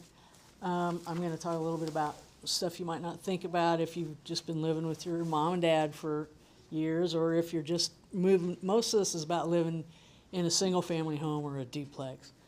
A lot of it won't apply if you got an apartment building, but we'll talk about trash and noise and mowing your lawn and snow removal, which is still happening, and recycling. If your lawn looks like that, or that, or that, you are probably going to hear from us. Our department enforces Title VI, which is the trash.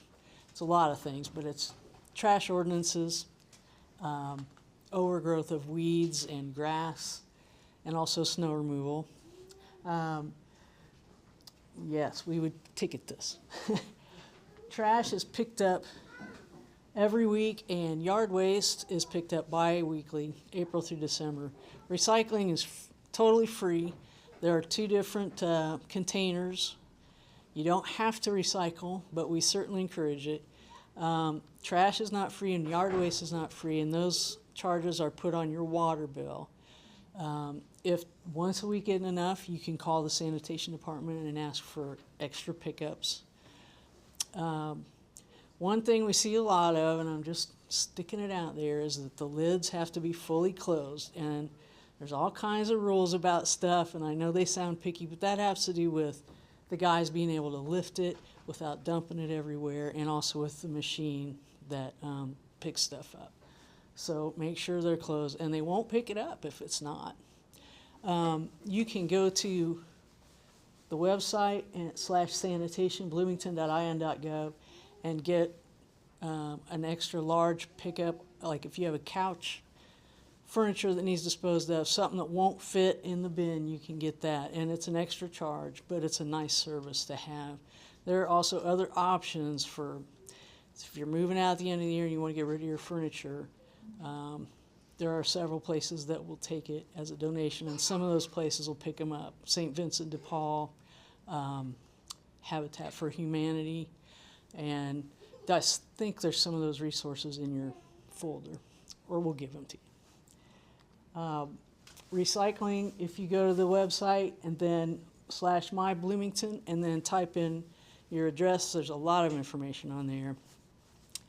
And then if you click on recollect, you can put an item in there, search for an item, and see whether you can recycle that or not.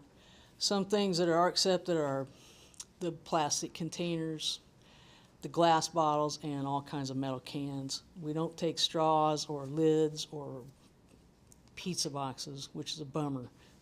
But they'll take all the beer cans, all the soda cans. But I guess because the pizza boxes have residue on them, they can't be recycled. So throw those in the gray lidded container and not the yellow lidded container. We've had, it looks like this all over town.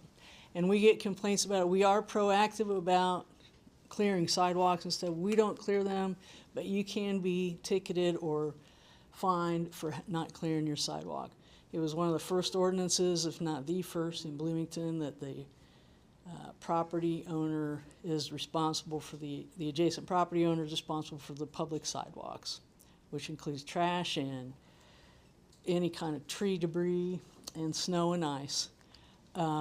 It's a public safety issue. When we're proactive about it, we used to start around the middle schools and the elementary schools, where kids are going to be walking in the streets and stuff. And it's bad around the mall, it's bad everywhere, but we do our best to keep up on that. We get a lot of complaints, and we try to address them all. We'll never get to them all, but we appreciate that it's a public risk for walking around like that. Read your lease to see if you're responsible for snow removal. You have to remove it within 24 hours after precipitation has stopped. And we can't write tickets until then either, so even though the complaints start, the minute it starts snowing, we can't issue a fine or a ticket until then. And the fines escalate. Typically, we start out with warnings because people are not necessarily aware of it.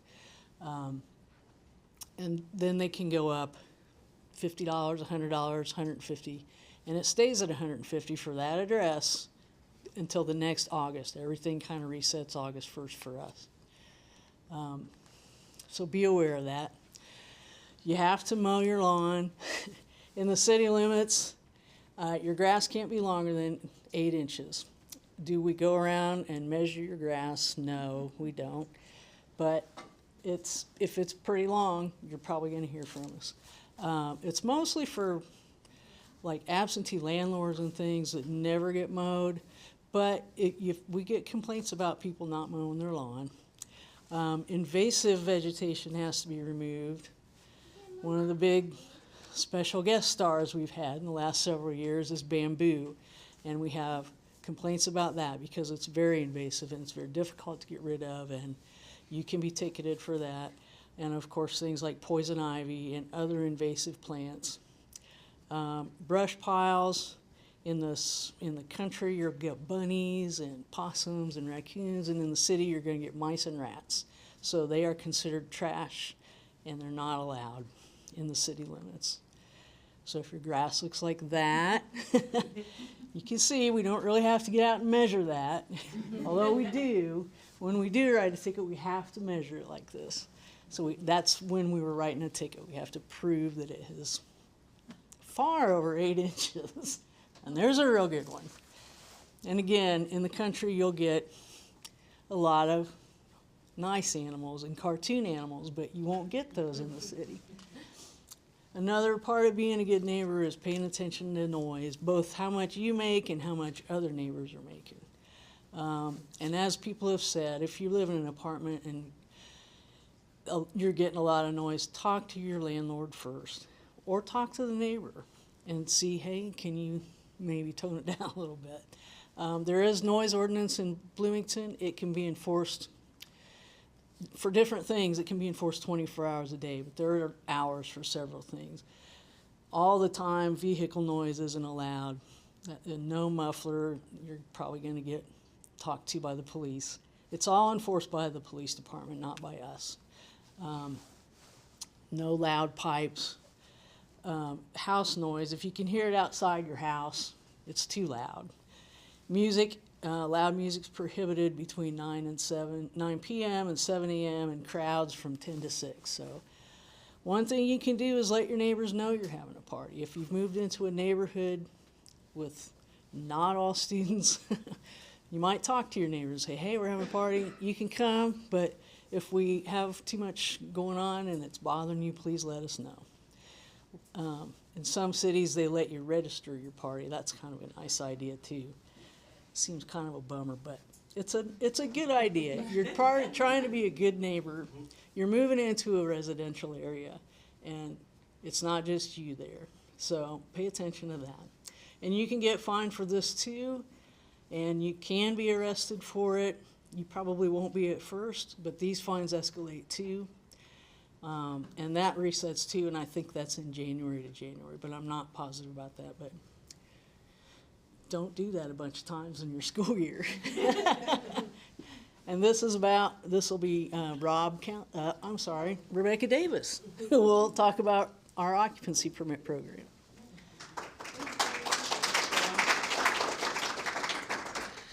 All right, my name is Rebecca Davis. I'm a neighborhood compliance officer, which also means I'm a rental inspector. I've been with the department for 1.5 years, so I'm the newbie. But we are going to be hiring our 7th rental inspector coming up here soon. We're excited for that. We oversee 30,000+ rental units in this town. So we are very busy. So a lot of this has been covered. I'd like to thank everyone that went before me. There are a lot of things I can kind of breeze through. But generally, Title 16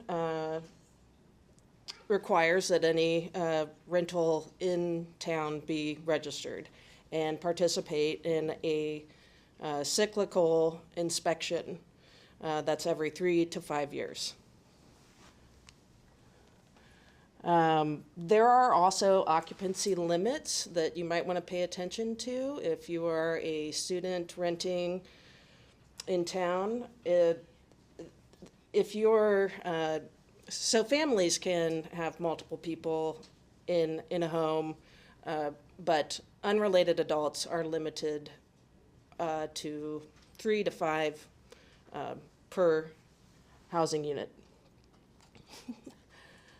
Okay, so just kind of going through the last 3 slides were all places that I used to live that I've gotten a chance to inspect since I started my job.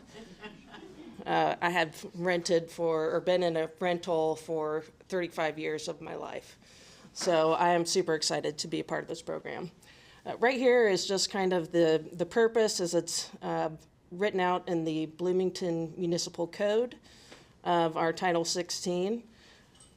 We're here for public health, safety, and welfare, and so on. So some of the things that we look at when we come out for a rental inspection, most importantly is safety. We're looking at fire safety, whether or not you have an egress, your electrical, mechanical, and structural systems. So we've got, outdated smoke detectors with no batteries or dead batteries. We're also looking at your windows to make sure that they will open especially in the case of in your bedrooms. We'd like to know that you have windows that you'll be able to open if there is an emergency. This also sometimes involves the tenant. The tenant sometimes will block their own egress, as you see here on the right. We're looking at electrical, so you're seeing, sometimes you don't have a cover plate on your outlet or your switch, and it's important that you do because that is hazardous. You also see on the left here, somebody has modified an electric panel and made it not meet a code. Okay, we also are looking for overloaded circuits. Also, this just happened last week. I went to a home. I was walking through with the property manager. It appears that someone random, this was a vacant home, but the electricity was on. Someone apparently came and ripped the cover off of the meter base here. So you're talking about all the power that's coming into the house exposed right there. So we're going to call that out. We're also looking for carbon monoxide. We want to make sure that, that the way your mechanicals are set up, if you have a gas water heater or furnace, that carbon monoxide is going to vent up. As you can see here, we've got it going up and then down again, which is not really the way to get that out of your house. This is another inspection I did last week. Someone's furnace was out. They were living in an apartment with 44, the temperature was 44 degrees. They had reported it to their landlord. Their landlord had not done anything about it for a number of weeks, so they did call in to lodge a complaint, tenant complaint, and so we got out there, and you better believe that it's been fixed. We're also looking at structural issues. Here I'm looking at the underside of a deck. We've got deck joists here that are essentially rocking out of, they've got saddles that support them. There's nothing there to keep that deck being safe anymore. So that's going to need to be fixed. Other deck situations that I've come across, I mean, these are extreme. It's not every rental out there having these kinds of violations, but these are the things that we see. These are all from my personal inspections. We're also looking at the maintenance and the upkeep of the property. We want to know that things are functional. We want to know if there are leaks. We want to know, if doors and windows are working, are they drafty, are your appliances working, things like that. So here we've got, this is a water heater that's leaking that no one was aware of, and that goes for the property management here hadn't been notified either. And then here you're just seeing some corroded pipes on a water heater. We're also looking at surfaces. So, is the paint peeling? Is the drywall damaged? Have they attempted to make a repair but done a very poor job of it? We do like to see repairs done in a workman-like manner. Also with surfaces, this is a cabinet underneath a sink that just needs to be dealt with, freshened up in some way or another. Here's a deck where it's been so long since it's been cleaned, it's got literal moss growing between the deck boards. It can be also very slick. Here's, your finished floor should be in good condition. This is definitely not good condition. Sometimes you've got moisture issues. This is beside a bathtub where there's been a leak in the bathroom. The subfloor and the framing underneath has kind of failed because it's deteriorated, and so you're seeing that floor sink. This is also under a bathtub where it's actually just missing a piece of the subfloor. Functionality, this woman's drawers, not a one of them, were operating like they ought to. So we asked for those to be fixed.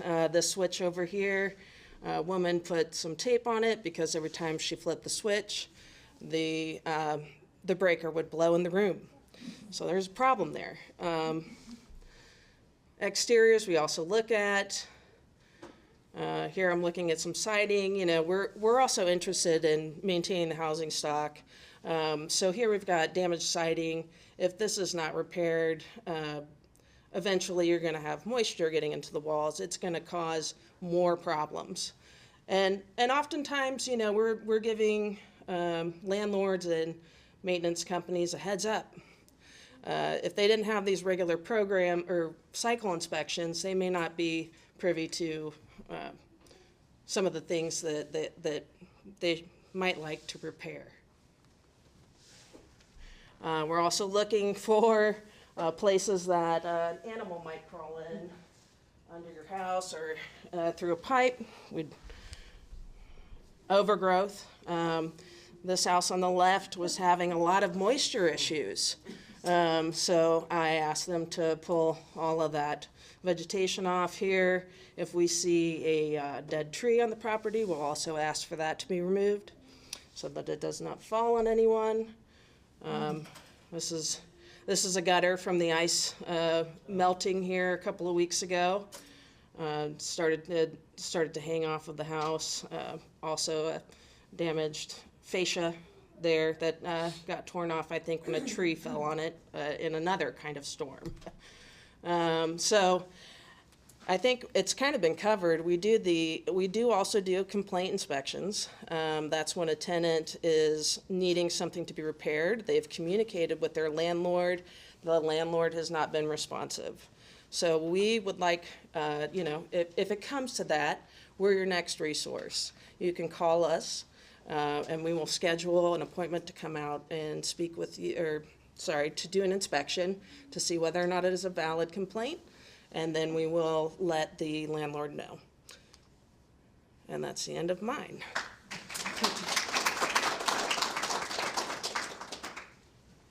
Hi everybody, my name's Rob Council. I'm also a compliance officer with the City of Bloomington and Department. I've got the fun stuff for us today, so we're going to learn about housekeeping things. All right, you wouldn't believe how many calls I get for housekeeping things. It should be common sense. Some people it's not common sense, so I'm going to go over these things with you today. First off, we've got your dryer vent lint holder. I've got called out this year. My dryer's not functioning. I can't figure out why it's not working. So I show up and the dryer lint trap looks like that. All right, so your hot air is not going to get through that, guys. You got to clean that after every cycle. So each time you run that dryer, make sure you pull that guy out, clean it out, pop it back in there. If you do find that your dryer is not functioning after cleaning out that lint trap, you might want to call your maintenance guys, have them go ahead and clean out the pipe, and then check where it exhausts outside of the structure. The next one is cleaning your registers. That's where the air is coming out of your floors, out of your ceilings, that kind of fun stuff. Sometimes that'll build up a little bit of what have you. Sometimes it's kind of gross. So you can just pop those guys out of the wall, give them a quick scrub down. If you've got a lot of large debris in there, stick your vacuum down in there, suck out all that junk, wipe down your register cover, and pop that right back on. You guys are all good at that point. All right, the next one, smoke detectors. We've covered this one already. Whoops, apologies. So it is your responsibility to change the battery. If you hear that thing beeping, don't take it down off the ceiling. Don't take it down off the wall. Put a new battery in it, put it back up. You know, keep the fire department happy, keep our department happy, and save your life, possibly. So this is a smoke detector. This is a modern smoke detector. If your smoke detector looks different than that, it might be old. It needs to be changed every 10 years. That is the battery compartment right there. You pop your battery in according to the directions in the smoke detector. If you flip it around like the firefighter said earlier, you could start a fire. Don't do that. Your smoke detector won't work if it's burnt. All right, next, if you've got a hardwired smoke detector, and this is in more modern structures, so everything built after about 96 or so requires that your smoke detectors be hardwired.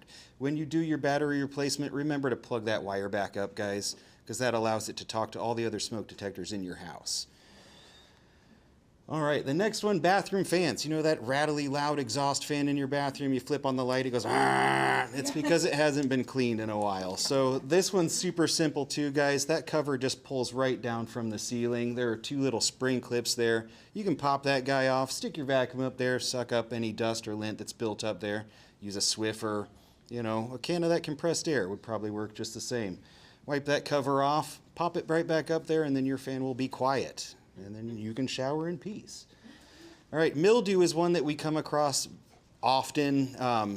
9 times out of 10, it's not black mold like everybody jumps to the conclusion. The city does not test for mold. We are not allowed to tell you that it's mold. We're just going to address it as mildew or biological substances growing on your walls. Typically, you'll see those in the showers. Use a bleach solution, spray that guy down, wipe it away, and then boom, your shower can look like that. It'll be great.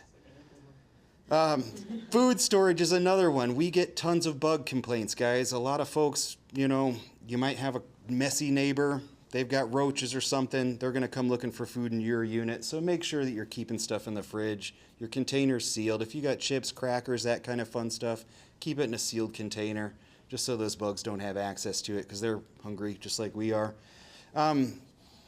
That pretty much covers it. As long as your fridge is functioning, you know, and it's a little bit colder than 40 degrees, you're probably good. You want your freezer to be freezing stuff, so that's good. If you find that your freezer is not functioning, call your management. If they don't do anything, call us, and then we'll come in there and say, hey, let's fix this freezer. And then my favorite one here, the best by dates, it's for quality, not for safety. So if it's a day or 2 expired, you're probably going to be okay to eat it. If you left it out on your counter overnight, your chicken, your meat, your fun stuff like that, don't eat it, you know. And then as far as the dishwasher filter, I get called on this one a lot. My dishwasher's not functioning. You know, it's leaking all over the floor, that kind of fun stuff. There is a filter inside there. Heck, I didn't even know this until I was in my mid-20s, all right? So you got to clean this guy. That's your filter right there. Quarter turn, that guy pops right out. Spray it off in your sink. Pop it back in there, 1 more quarter turn, and your dishwasher will run like a champ. Toilets. I hope you guys don't have to run into this. If you do, it happens. You might have a backup in your toilet. You go to flush it. It is not going down. So what do? You grab the plunger, all right? You stick that plunger in there and push it back and forth vigorously until you clear that blockage. Hopefully you lay some towels down around the floor so you're not getting any overflow, you know, and a big mess to do. I hope you guys all know how to operate a plunger. If you need help, don't call me. Garbage disposals is another one. I hate garbage disposals. In fact, they're not really good for our sewer system, so don't use them. Don't throw your dinner down the garbage disposal. It's just for rinsing dishes and for chopping up those little pieces of spaghetti or onion or whatever's left on your plate. Don't stick your hand down in a garbage disposal. You know, use some tongs or something. Be smart about it. But 9 times out of 10, if your garbage disposal is not functioning, it's these 2 things. One, it's this reset button. And that, if you got something down in there, like a chicken bone, a shot glass, anything, a fork, it will trip that garbage disposal and that thing will no longer function after that point. So you need to hit this one red reset button. I highlighted it up there in the upper left-hand corner. If that reset button does not fix your problem, you will need your garbage disposal key, which is typically in there with your garbage disposal. And you stick that key right in that little guy right there, give it a couple turns, and that'll typically break what you got loose and then allow your garbage disposal to function as it should at that point. And I will pass it along to Charles. Thank you guys for dealing with that fun stuff. And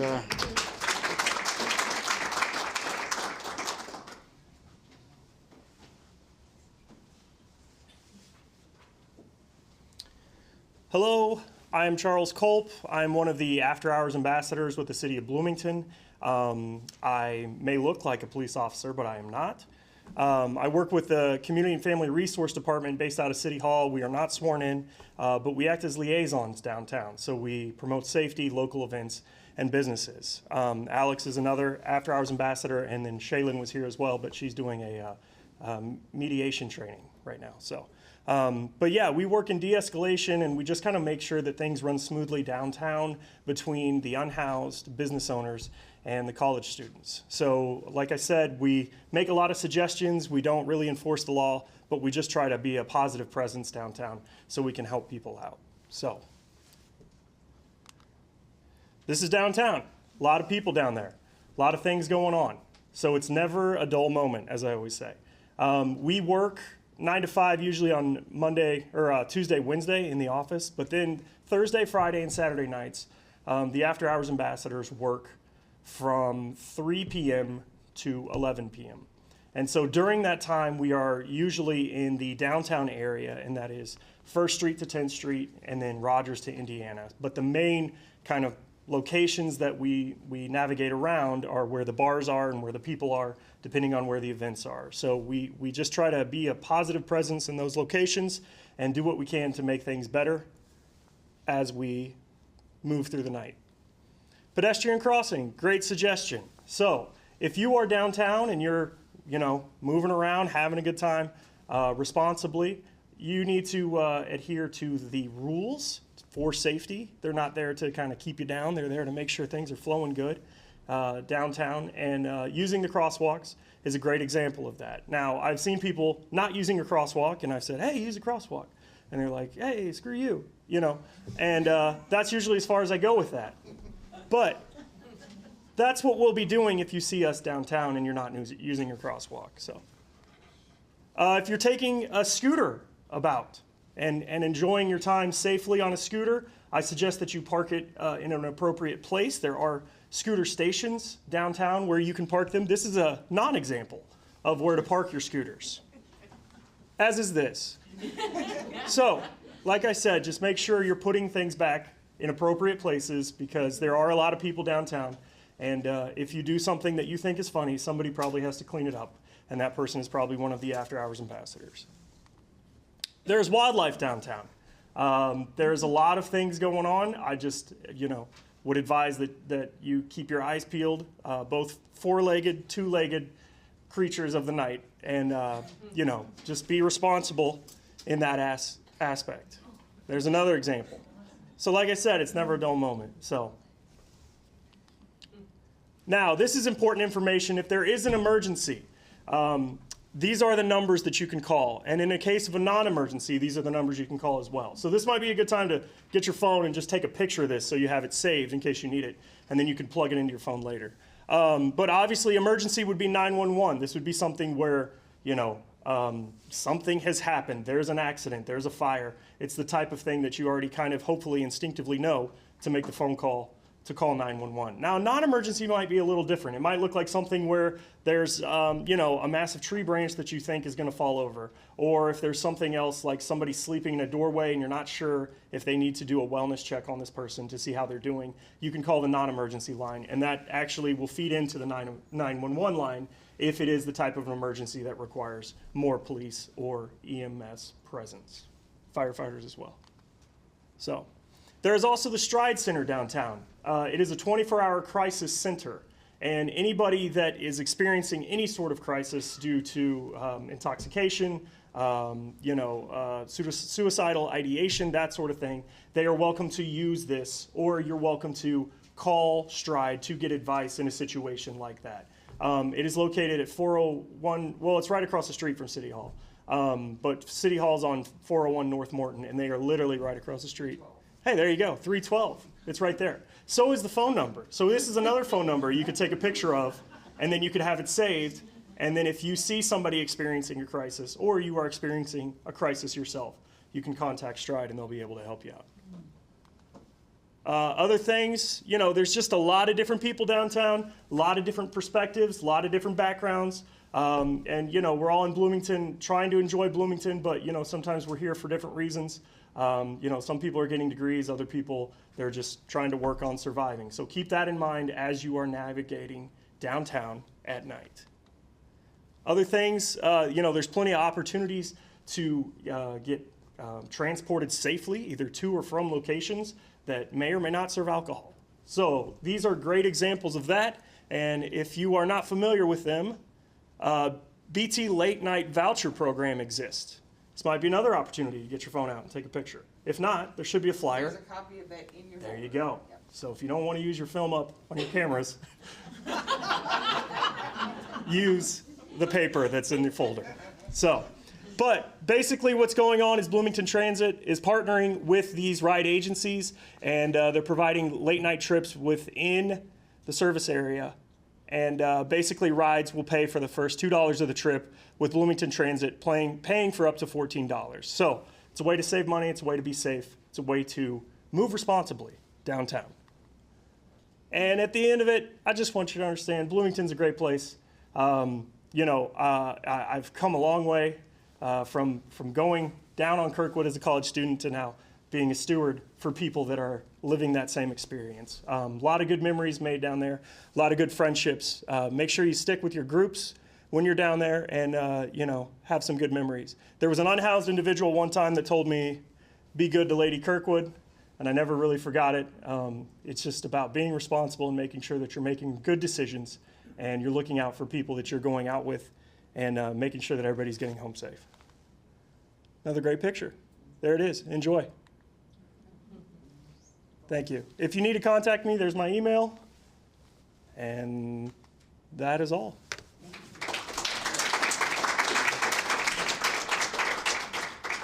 All right, one last plug. Remember, in your folder is an exit survey. Please complete that. By doing so, you will then be eligible for discounts from these 4 landlord partners of ours: Gray Residential, Elkins Apartments, Abodes Inc., and PMI Meridian Management. That's the way that we can track that you were here and that you completed this class. And if anyone has questions, we're kind of at time at this point. There are lots of resources in your folders. They're in the center section. The last page is actually a contact list. It has contacts for all of the agencies and individuals who were here tonight. So if you need to reach out with additional questions, please do so. And thank you for being here. We appreciate it very much. If there are snacks left in the back, please help yourselves before you leave. Thank you.